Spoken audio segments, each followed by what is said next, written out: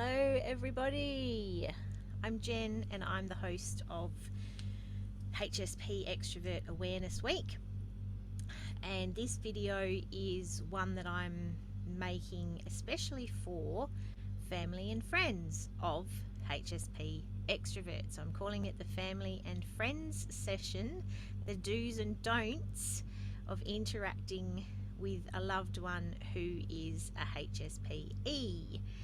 So for those who don't know what HSP-E is, it's a highly sensitive person who is also an extrovert.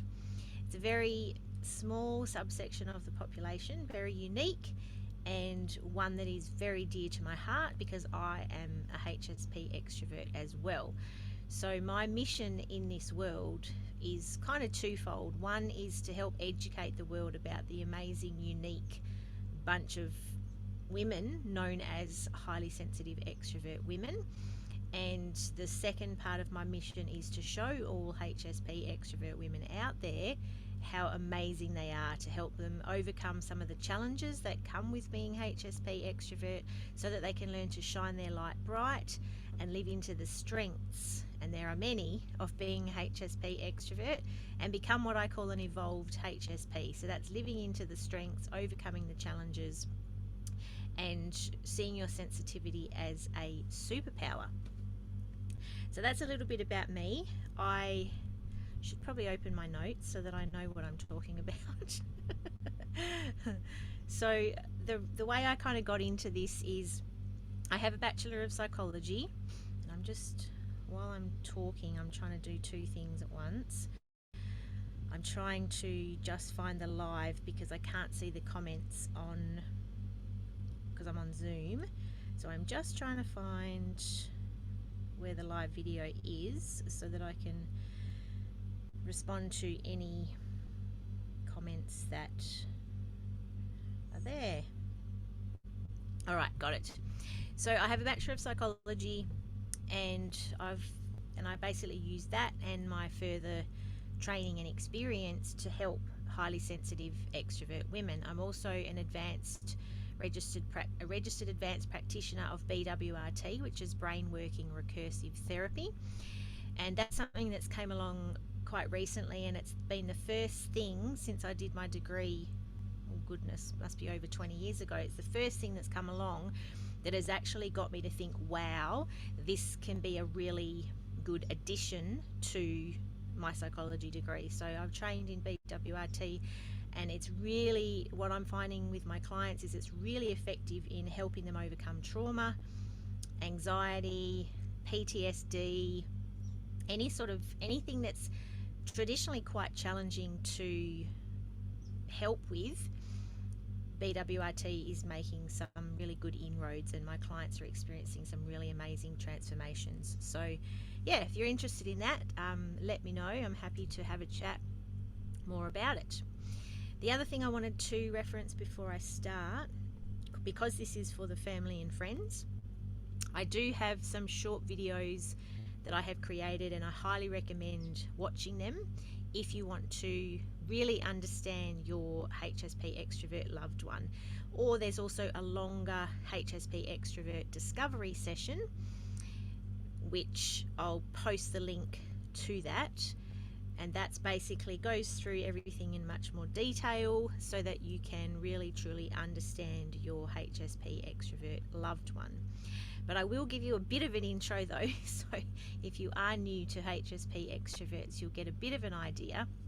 So the criteria to determine whether somebody's a HSP or not is called DOES, D-O-E-S, and that stands for depth of processing, overstimulation, empathy and emotional reactivity and responsiveness, and sensitive to subtleties. So I'll just go through those very briefly. Depth of processing means that our brains are constantly in a state of deep processing. So every human does deep processing, but the thing with HSPs is that's kind of happening all the time. So what our brain's doing is it's looking for connections, it's making links, it's really kind of super active in terms of processing all the information that is coming into it.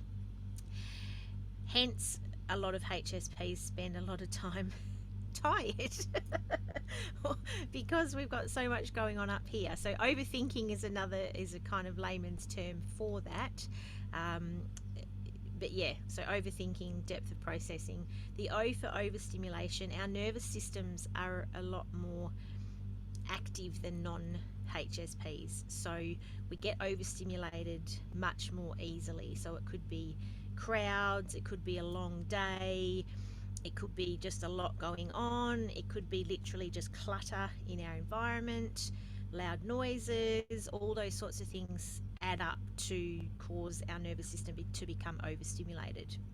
This is particularly challenging for HSP extroverts because our extrovert brain seeks out that external stimulation, because that's what an extrovert brain needs, is external stimulation. That's where an extrovert brain gets its energy from.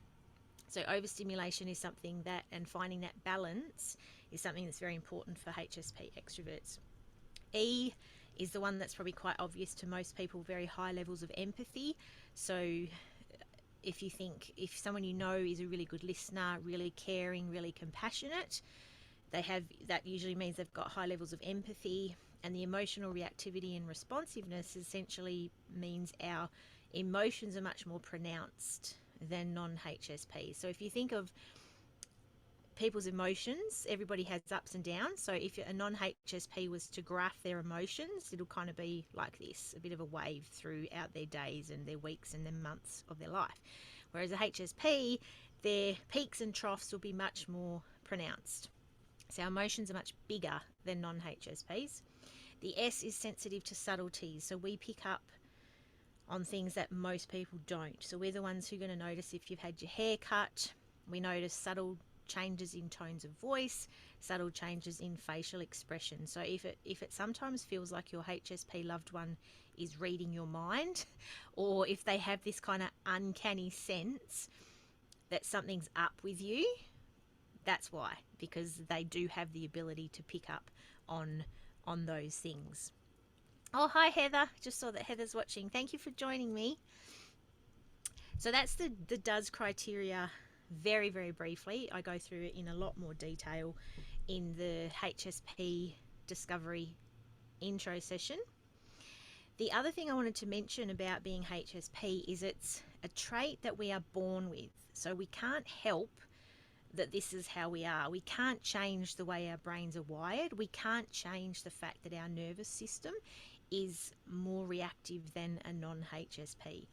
So one of the worst things you can do as the loved one of a HSP is expect them to change. And I'll talk about that in a bit more detail. Our brains are wired differently and our nervous systems are different. So that's something that a little understanding and acceptance goes a long way, because it's not something that we can do anything about.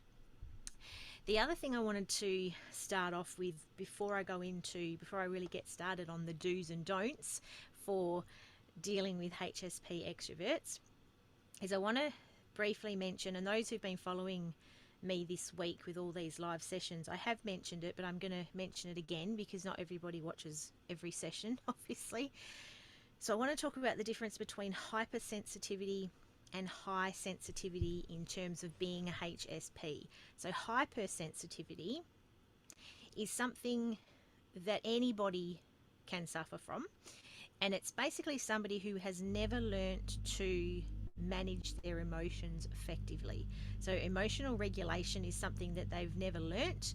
They were either never taught as a child, and then as an adult they have never bothered to learn how to regulate their own emotions. So they're the people who often fly off the handle, they have very public meltdowns in public places, and they're also the people who don't then take responsibility for that, because part of emotional regulation is being aware of what's going on and then deliberately starting to regulate your own emotions.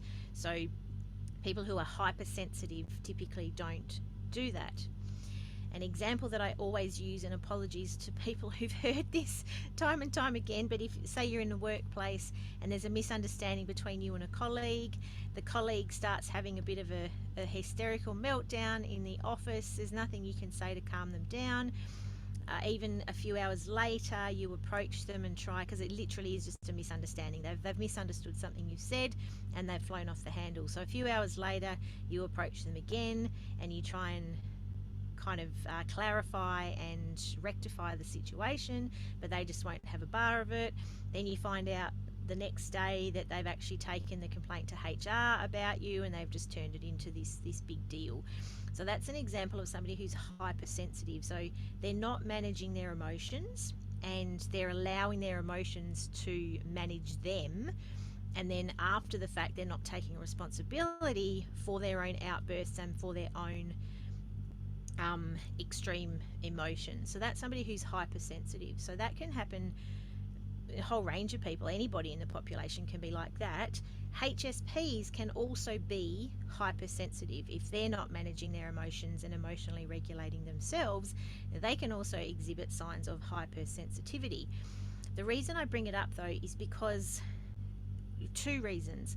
One is because it's a bit of a bugbear of mine. So people who are not HSP but are hypersensitive and claiming, oh well, I'm just highly sensitive, that really annoys me, because it's giving HSPs a bad name essentially, because it's kind of putting the message out there that part of being HSP is flying off the handle, having these meltdowns and just not ever doing anything about it and not learning to overcome that. So that's why I get really frustrated when I hear people claiming to be HSP who are obviously just hypersensitive and just have never bothered to learn how to emotionally regulate.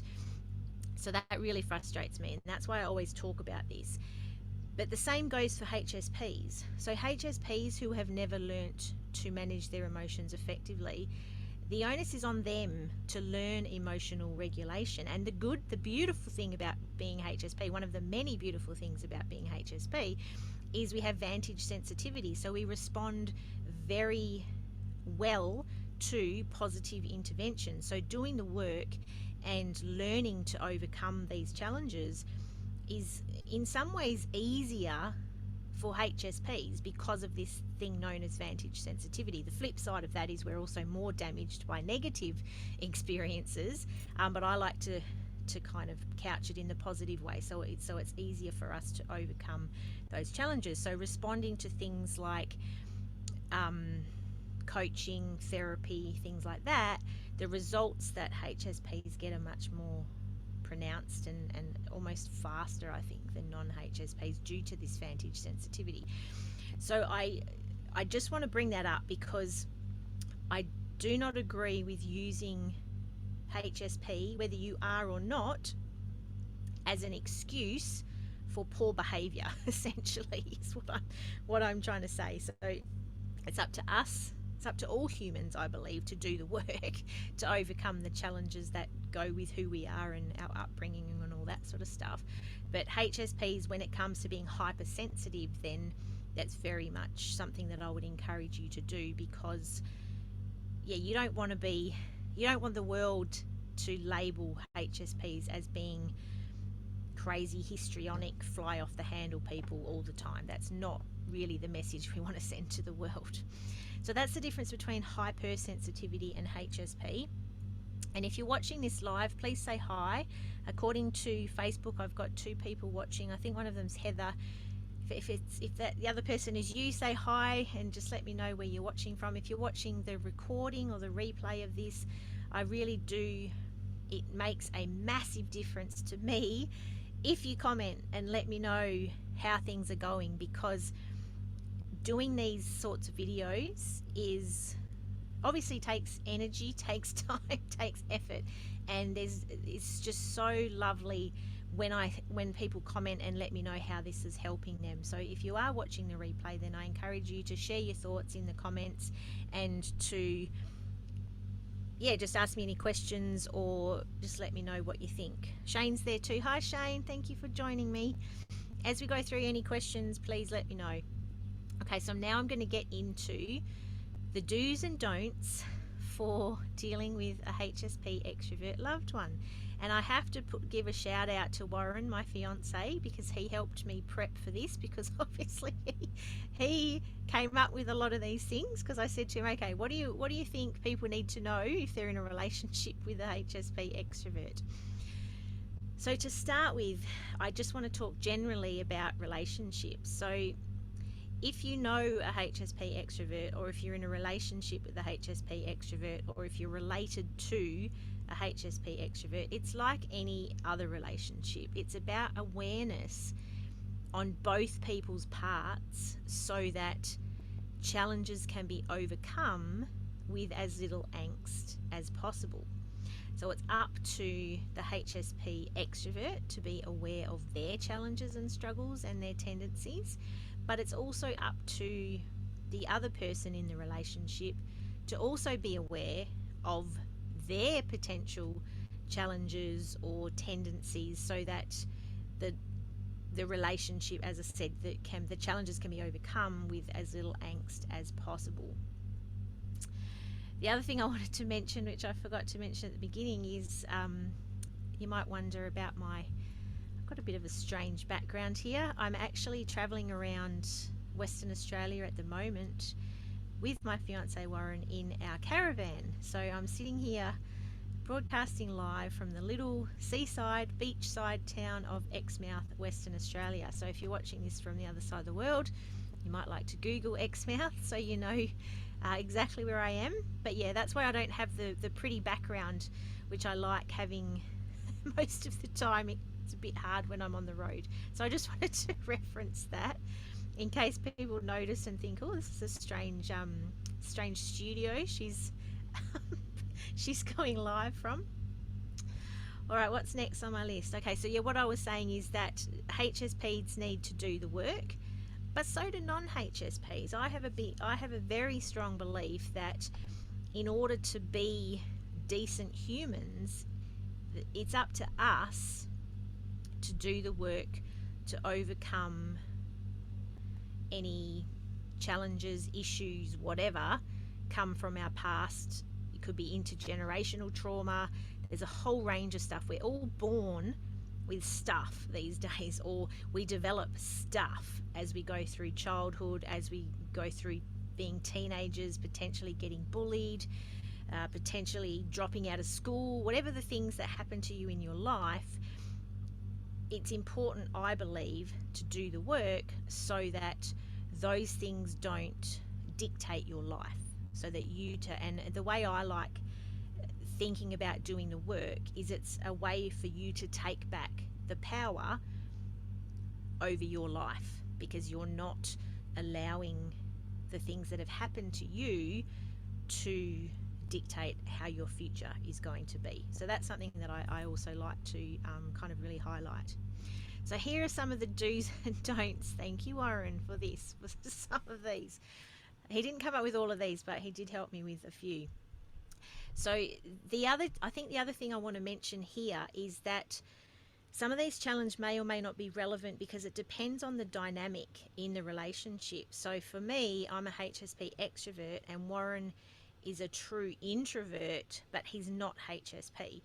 So what we have in common is HSPs can relate much better to introverts than if you were just an extrovert without the HSP. So that gives you that kind of common ground. HSP and introverts can relate. Extroverts and introverts struggle because they're very, very different. HSP extroverts and introverts, same thing. They've got the HSP side in common, so that can be a bit of a common ground. There's also the differences between men and women, obviously, and how our brains are wired differently. HSP brains are wired differently as well. So there's a lot of different dynamics, I suppose, is what I'm trying to say, in relationships. So these things may not be relevant for everybody, but I've tried to focus more on the HSP extrovert side of things because that is the consistent thing that we're talking about here. We're talking about friends, family and loved ones of HSP extroverts. So one of the things that Warren struggles with is he said that sometimes his words can come across the wrong way. And what he means by this is that he can be quite he's not very good with words by his own admission. And so sometimes he can be, in his words, a bit harsh or a bit blunt. And so because highly sensitive extroverts are highly sensitive, sometimes we can, I suppose, react in a way that wasn't intended by his words, and that's partly due to our sensitive to subtlety. So I think sometimes we might be reacting to a tone of voice. Sometimes we might be reacting to the fact that you have potentially sat on this issue for a long period of time. So we're sensing the frustration, or we're sensing how long this has been going on for you. But if you're both aware of this tendency, then you can both work together to ensure things do not get blown out of proportion. So, for example, the HSP, if you have a lot of self-awareness and you can feel yourself getting emotional about it, then you can voice that with your loved one. You can say, this is really upsetting me, and voicing that is really helpful. And I'm going to talk a bit more about that, because there's a really good tip that Carolina came up with, or Carolina shared with us this morning on the parenting session, but I'll go into that in a little bit more detail. But being aware of what's going on for you is really helpful with this, because if the HSP can be aware of kind of what's happening for them, but then the non-HSP, and I suppose what I'm trying to say here is, I don't expect the loved ones of HSP extroverts to feel like they have to walk on eggshells. That's definitely not the ideal situation. But I suppose what I'm trying to say is, if the non-HSP can be aware that perhaps it might help to bring up an issue sooner rather than later, so that frustration or that upset or whatever it is doesn't build up, because your HSP loved one is going to pick up on that if there's any kind of undercurrent of emotion going on. So bring things up sooner rather than later. The HSP in the relationship, be aware that your loved one is probably trying their best to communicate with you in a way that isn't going to upset you. So try and cut them a bit of slack, that they're actually doing their best to not upset you. But the fact of the matter is, in relationships, you're going to have tough conversations. You are going to piss each other off. You are going to annoy your partner, your brother, your sister, your mum, your dad. You're going to get frustrated. So if we can recognize that, and I suppose normalize it as well, and kind of go, well, this is normal. Let's talk it through with as little angst as we can. So that's the first thing I wanted to talk to you about. The second one is that for HSPs in conflict, sometimes we can have a physical response to conflict. So I know for me, if Warren and I get in a disagreement, or I know that I've upset him in some way, I actually get nauseous. Like, I feel physically sick. So and then that can add to the O in the does criteria, so the overstimulation, because then so the reason I'm sharing this is because there's physical things going on for a HSP, and some non-HSPs have this same reaction as well, but there's physical things going on for a HSP which can then add to the amount of stimuli that we're trying to deal with, and therefore becoming overstimulated is a very real issue that happens in times of conflict. So I think the key theme you're going to come across through all of this talk is self-awareness. So if both parties practice more self-awareness, the better for the relationship. So in terms of that situation, it's important for the HSP to be aware of what's going on, and if overstimulation if you can feel it happening, then the best thing to do is to just call a time out, or have a word that you use between you and your loved one, which kind of symbolizes, well, not coping very well, I just need to take 5 minutes to go and do some deep breaths and just process things. So that's something else, is that physical response. And the time out, I think, again, that's quite a common relationship counselling tip, I suppose, is calling a timeout before things get too out of hand. The next thing is, and I've kind of already started chatting about this, is the need to have time out to process things. So this is where HSPs are very similar to introverts. We need to process things more so than extroverts, for example. But the difference is HSP extroverts, we process through talking, and I'll talk about that in a minute. But because our brain is a deep processor, sometimes, for example, let's say that your loved one comes to you and they're sharing with you that they're upset with you about something, and you start to get kind of overstimulated, you start to get a bit upset because it's an uncomfortable conversation. So you call a timeout, you just say, look, I need a timeout, I need to go and process everything you said. Thank you for bringing it to me. I just need some time to think about it for a little bit before we chat any further. So if loved ones of HSPs can recognize that time out to process is not an avoidance tactic. It's not trying to stop the conversation. It's not trying to make it worse. It's not anything about you. It's about us. We need time to actually just process it. And that's a very similar thing to introverts. So if you are in a relationship with an introvert, same sort of thing. You can't expect them to kind of deal with everything then and there. In fact, you're going to get a much better result if you give them, you kind of present the issue and allow them to go away, process it, and then reconvene and chat about it further later.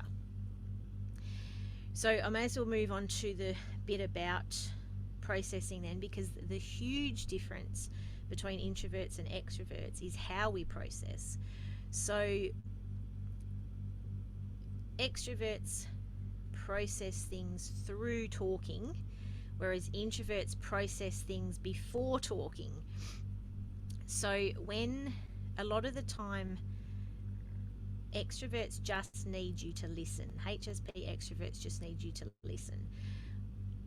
Don't try and solve it for us, because, and this is a very male brain tendency, so male brains are hardwired to provide solutions, which can be very frustrating for an extrovert or a HSP extrovert who's trying to talk something through to process it, and their loved one is just chucking solutions at them. So if you can remember that HSP extroverts need to talk things through to be able to process them. So if you can practice your listening skills, then that could be really, really helpful. So a bit of a do and a don't there. So do listen more. Don't try and solve the problem, because chances are we're just trying to talk it through so that we can process it for ourselves. And this again is something that introverts struggle with, because they kind of, in some ways, they kind of think, oh, you're talking around in circles, you've said that before. And I think Warren and I have had these conversations, and I have to say to him, I just need you to listen. I don't need you to throw solutions at me. Please just listen, because I'm trying to talk it through in my own mind, but out loud, because that's what HSP extroverts need. The other don't I wanted to talk to you about is try not to, this might take a bit of practice, try not to, or don't shy away from HSP extroverts' big emotions, because that's part of being a HSP, is our emotions are much more pronounced than non-HSPs, but sometimes our reactions can take you by surprise because they can be quite big. Big reactions, big emotions. And if particularly somebody who either doesn't feel strong emotions or keeps them very kind of close to their chest, it can be quite confronting to deal with someone whose emotions are very external. And I know my dad has struggled with this as well, because when I'm happy and I'm excited, and all the other HSP extroverts can relate to this, when we're happy and excited, everybody knows it, and our emotions are really contagious, and that's one of the really cool things about HSP extroverts. But then some of the, I won't say bad emotions, because no emotions are good or bad, they all just need to be felt, but some of the more perhaps unhelpful emotions or more challenging emotions to deal with, when they're big, it can be quite confronting for our loved ones. So I know my dad on occasion has kind of gone, whoa, when I've been like really upset over a breakup or upset about something that he just can't understand why I'm so upset. So if you can just remember that this is normal for us. So our peaks and our troughs are going to be much more pronounced than a non-HSP. I hope this live is going okay because it keeps saying to me that it's interrupted, but anyway, we'll see how it goes. Okay, so there's a couple of do's and don'ts. What's my next one? Oh, here's a good one. So this is a do. If you can recognize that decision making can be difficult for HSP extroverts, especially when we're under pressure. And the reason it's difficult for us is because we're deep processors and we take in so much information. There's so much to process, and if you add time pressure onto that, then you start bringing overstimulation into play and our nervous system starts to react.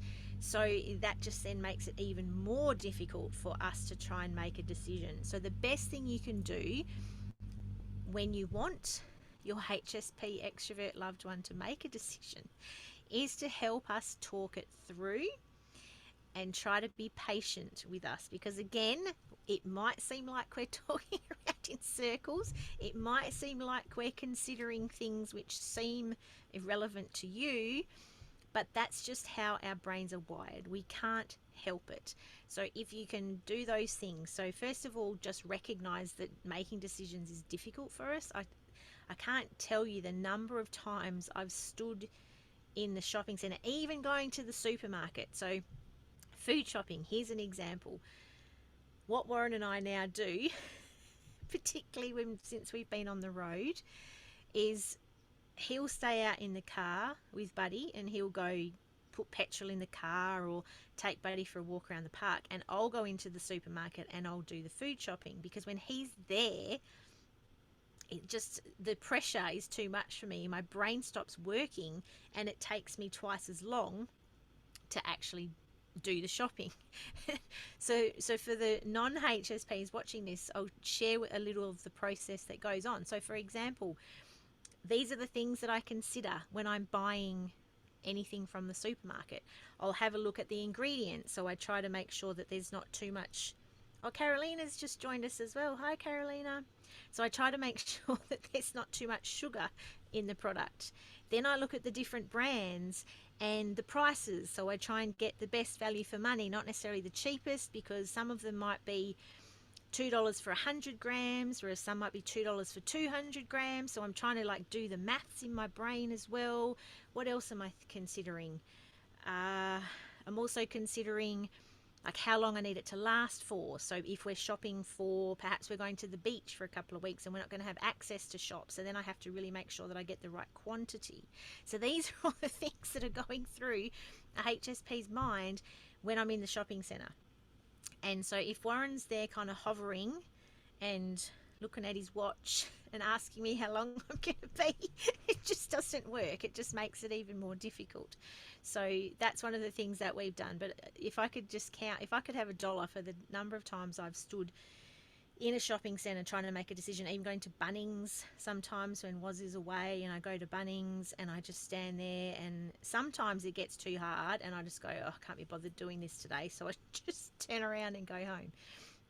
So yeah, please recognise that decision making can be difficult, and try and exercise patience with us, and try some of those workarounds like Warren and I have done. So he'll just wait in the car and I'll text him when I'm almost done. This is another one about pressure. So pressure when departing the house, or when wanting to depart the house, if you have a HSP loved one, the worst thing you could do is to hover, is to actually go out and start the car when we're still putting our perfume on or brushing our teeth or getting our handbag or whatever it is that we need to do. Because if you do that, it puts more pressure on us, and we're going to take even longer, and then we're going to also end up stressed before we've even left the house. And I think we all know that stress is not a good thing, particularly if you're off to something that's supposed to be a pleasant event or a catch up with friends or something. The last thing you want is to be, either of you, to be leaving the house stressed. So that's another thing that I would suggest you can do to help your HSP loved one, is don't put the pressure on by hovering around or starting the car. The best thing you can do is, I know what Warren does now is he goes out to the car so I can't see him, so he's not hovering, but he doesn't start the car because then I hear the engine go, and that just adds to the pressure. So the best thing you can do is kind of make yourself scarce, or even just sit on the couch and watch the telly and say, hey, when you're ready to go, you let me know. Because HSPs can be good with time. We do have a tendency to be running late a lot of the time, but that's again one of those challenges that I encourage all HSP extroverts to try and overcome, because it's not good for our nervous system to be running late all the time. So one of the things that I've started doing is I build in an extra at least 10 if not 15 minutes onto every journey or every kind of prep. So if I have to be at an appointment at 11 a.m. for example, and I think it's only going to take me 15 minutes to drive there, then I will leave 20 or 25 minutes to drive there, because it is, and believe me when I tell you, it is so much nicer to arrive early. I take my little Kindle now so I can just sit and read my book and to settle into the environment, because HSP extroverts also need transition time. So I'm digressing now, but I kind of think this is helpful. So we need transition time. So to actually arrive at to kind of screech in the door of an appointment and then you just sit down and then your name gets called, doesn't allow you that transition time to get used to the new environment, for your nervous system to calm down. So transition time is really helpful. So building in that extra travel time or prep time before you're leaving the house is also really helpful. And loved ones, if you can maybe assist us with that if we ask you for it, but definitely please don't hover, please don't go and start the car, because that's really not helpful. Ladies who are watching, please tell me if this is I know all the ladies that have been watching so far are HSP extroverts, so please let me know if I'm on track so far, and if you have any other tips for HSP extrovert loved ones. The next one is a don't. So please don't assume we can handle it. So often we can appear strong. So HSP extroverts often appear like we've got it together. And I think that's because we're very others focused and we're very caring about other people. So we kind of don't want to be a burden on other people. So we often come across as being quite strong and we've got it together. But really we're big softies inside and we can be easily hurt. So again, I'm not suggesting you need to walk on eggshells around us, but just don't make the assumption that we are necessarily as strong as we might be portraying ourselves to be. Next one is another don't. Don't try to change us. So I kind of referenced this at the beginning. And that's what I was talking about. Our brains are wired differently. We're born this way. We can't help it. So really it is about, it's the same with all relationships, I suppose. It's about finding a way to work through things together. It's about finding a way to overcome challenges together. So please don't try to change us. And in fact, I would encourage all of the loved ones, friends and family watching this to really try and, I suppose, understand your HSP extrovert loved one as best you can, because what I think you will find, if you don't already know and appreciate it already, is that your HSP extrovert loved one is probably one of the most beautiful, amazing, kind, compassionate, empathetic person that you could ever meet. And you are, in my opinion, very, very lucky to have somebody like that in your life. So yeah, a bit of acceptance and care and just not trying to change us goes a very, very long way to feeling appreciated, I suppose. Okay, so there's only a couple more I want to go through. The last one before I go through like a kind of generic tip for everybody is I just want to mention birthdays are quite important, particularly to HSP extroverts. I'm not sure if the introverts feel as strongly because they're not as external stimulation isn't something that they need, but HSP extroverts birthdays are very important to us. So we really love making it special for others, and that's one of the beautiful aspects of HSPs is that they're very generous, and there's some brain science behind this, and I talk about a little bit about this in more detail in the HSP Discovery Info session. So there's brain science behind it, but essentially we love going the extra mile for other people. We love coming up with presents or an experience or a party that they would really truly love, and the idea of creating that joy for somebody else is something that we really like to do. The challenge with that though is that not many people reciprocate, just because if you're not HSP you don't get as much out of planning something for somebody else and kind of thinking about the joy that you're going to create for that other person. So quite often it's not reciprocated, and we can get quite disheartened when people don't make an effort for us. So a little tip for you is maybe try doing something a little bit special for your HSP extroverts next birthday. And just an example of how I've tried to start to overcome this a bit more, because the other thing, if you couple the birthdays are important, plus we have difficulty making decisions, it can be quite a stressful time. So I know the past few years with my birthday, I didn't know what to do, I didn't know who to invite, I didn't really know what I felt like doing. My birthday's in winter, I don't like winter, and it just all became too hard. And so I usually, like a few days before my birthday, I still didn't really know what I wanted to do, but then the idea of doing nothing would make me really sad, and it just turned into this big drama, which I really didn't like. So I came up with a plan, and one of my really good friends, Gail, helped me with this. Thank you, Gail. So I spoke to my dad and Warren, and I've said to them, please, can you just plan something and tell me where I need to go and what I need to do to show up. So, for example, just organise the family to get together and go to the pub and have lunch one day. Something simple like that, where effort is being made, but I don't have to decide what I want to do, when I want to do it, who I want to invite. You guys do that, and I'll be really appreciative because you went to some effort, but then I don't have the pressure of having to make all the decisions. So that could be something that you might choose to take on in your family relationship dynamic as well. All right, so the last couple of things I want to mention, and then I'm going to give some feedback from the HSP extroverts themselves, because I did ask my group what they would like their loved ones to know.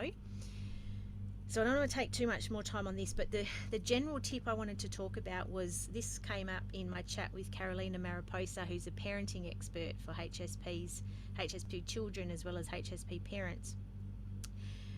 She talked about this in the context of parenting, but I said to her, well, it sounds like that would be relevant in all relationships, and it is. So that's why I'm going to share this too. So it's a concept called voice your process. And this is helpful for anybody to do. And really what it is just voicing what's going on for you at the time. So if you're having perhaps a tough conversation with your loved one, the HSP might say, I'm starting to get overwhelmed, or I'm starting to get frustrated because I don't think you're getting what I'm trying to say. The non-HSP, if they're not sure how to bring it up, an issue up with the HSP, they might say, I'm feeling really awkward about this conversation and I feel like it might be difficult for you to hear, but I am upset and so I need to talk it through. So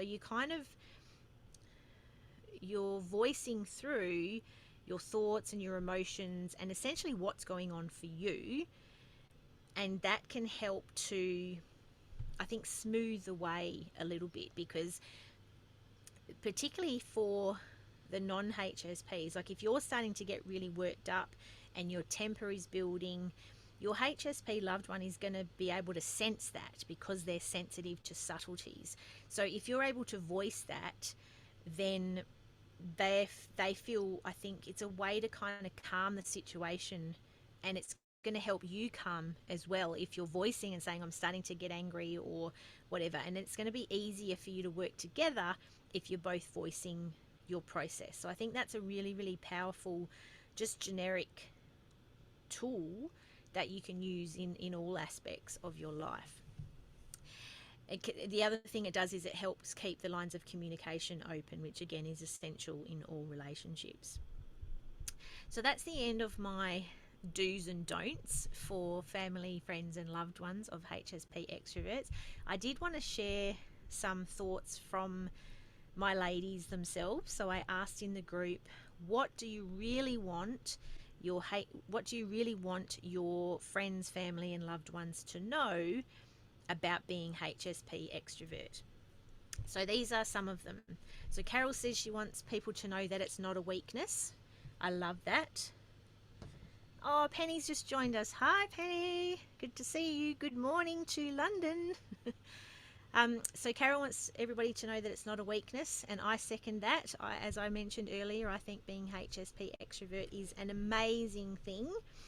And if you're lucky to have a HSP extrovert in your life, then your life is truly blessed. And we are assuming here evolved HSP. So I talked about that a little bit at the beginning. So HSP extroverts who've done the work to overcome the challenges, they're not exhibiting signs of hypersensitivity, then it is a really, really beautiful trait.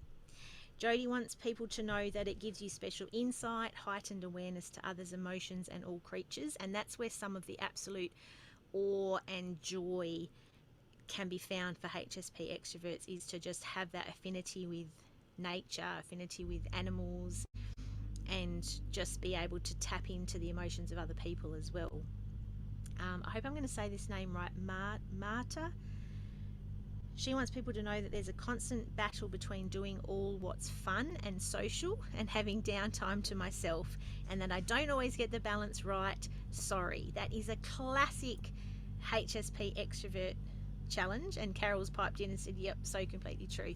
It's an ongoing battle that HSP extroverts will have, and if you watch my Discovery Info session, I explain it in a little bit more detail, but essentially we're always trying to balance the competing and contradictory often needs of the two sides of our personality. So our extrovert needs are very different and quite often completely contradictory to our HSP side needs. So trying to find that balance is an ongoing battle for us, and we, as Marta says, we don't always get it right. So please forgive us if we have to cancel something because we've overbooked ourselves.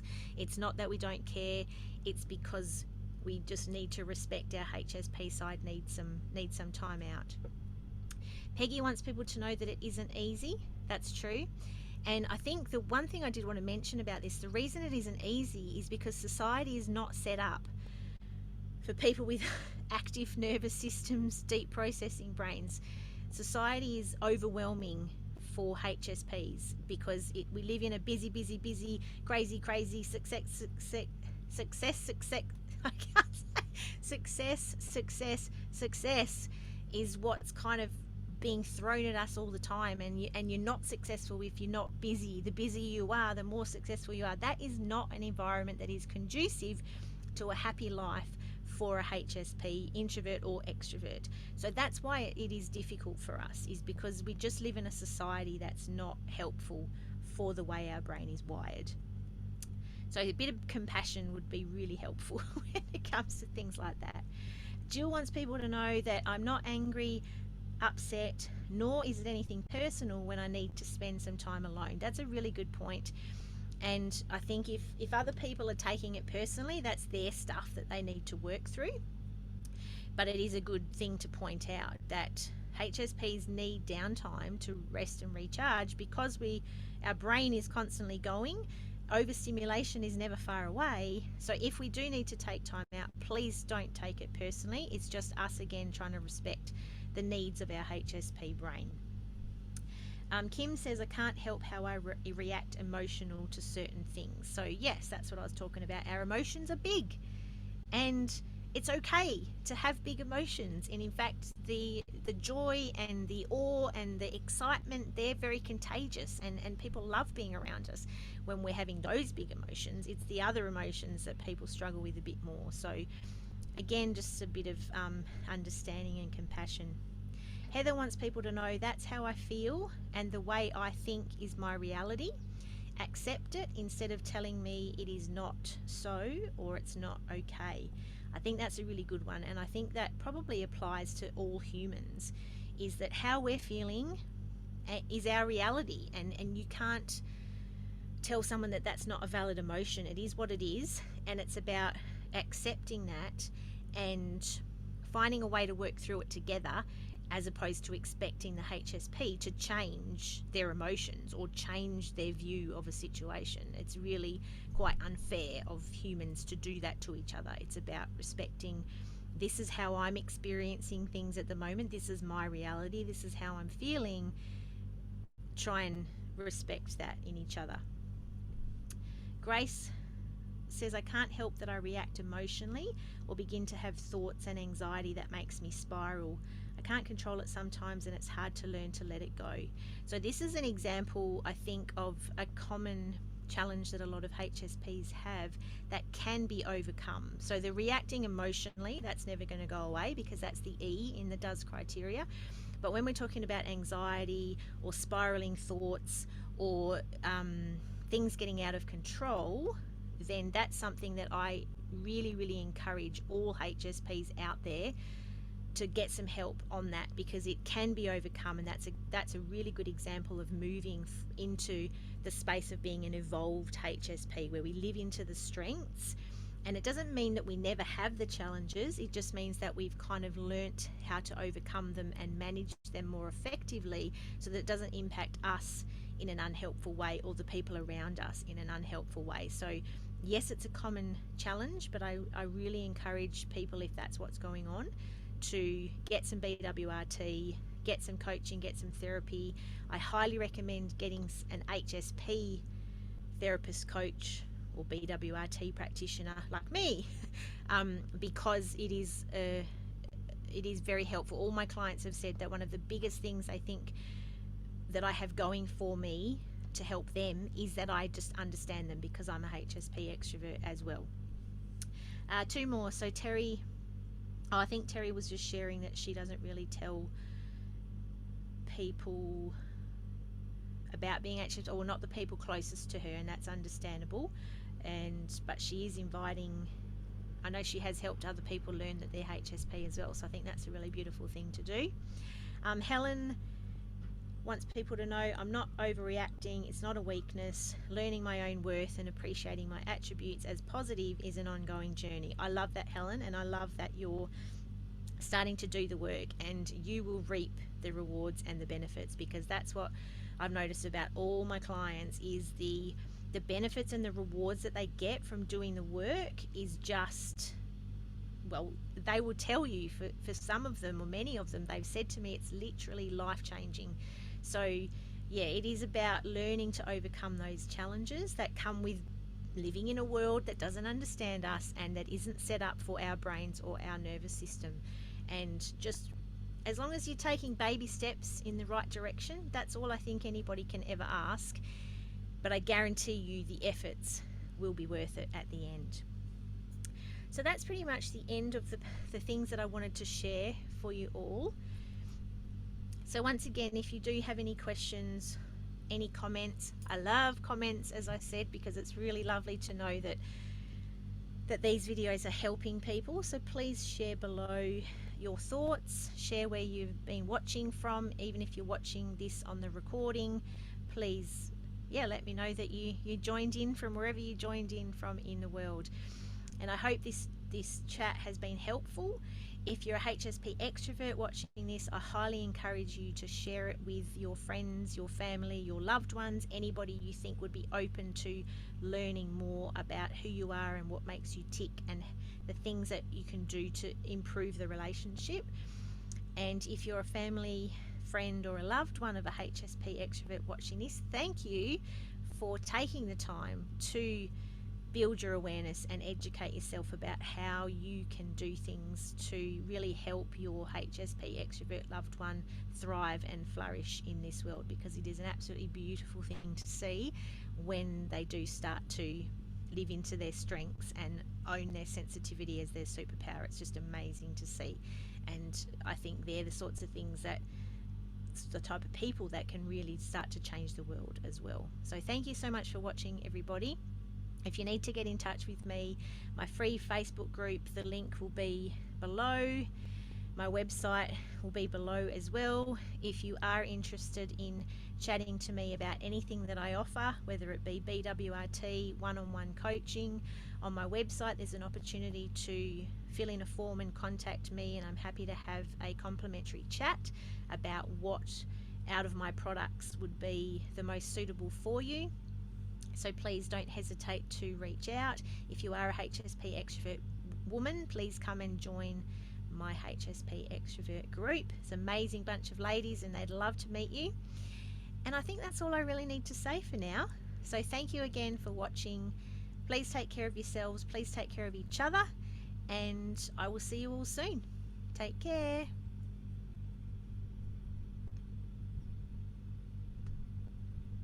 Now I've got to turn everything off. See ya.